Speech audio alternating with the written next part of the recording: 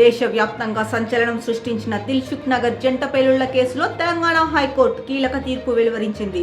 NIA court విధించిన ఉరి శిక్షను రద్దు చేయాలంటూ 5 దోషులు దాఖలు చేసిన అప్పీళ్లను ఉన్నత న్యాయస్థానం డిస్మిస్ చేసింది.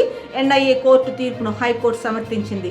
2013 ఫిబ్రవరి 21న దిల్సుఖ్ నగర్లోని బస్టాప్లో మిర్చి పాయింట్ వద్ద జరిగిన పేలుళ్లలో 18 మంది మృతి చెందగా 131 మంది గాయపడ్డారు. ఈ కేసులో ప్రధాన నిందితుడు మహమ్మద్ రియాజ్ అలియాస్ రియాజ్ బత్కల్ పరారీలో ఉండగా మిగిలిన 5 నిందితులకు ఎన్ఐఏ కోర్టు ఉరిశిక్ష విధిస్తూ 2016 డిసెంబర్ 13న తీర్పు వెలువరించింది.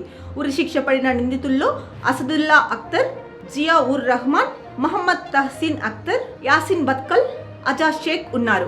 అనంతరం ఉరిశిక్ష ధృవీకరణ నిమిత్తం ఎన్ఐఏ కోర్టు తీర్పును హైకోర్టుకు నివేదించింది. దీంతో పాటు 5 నిందితులు కింది కోర్టు తీర్పును రద్దు చేయాలని కోరుతూ అప్పీళ్లు దాఖలు చేశారు.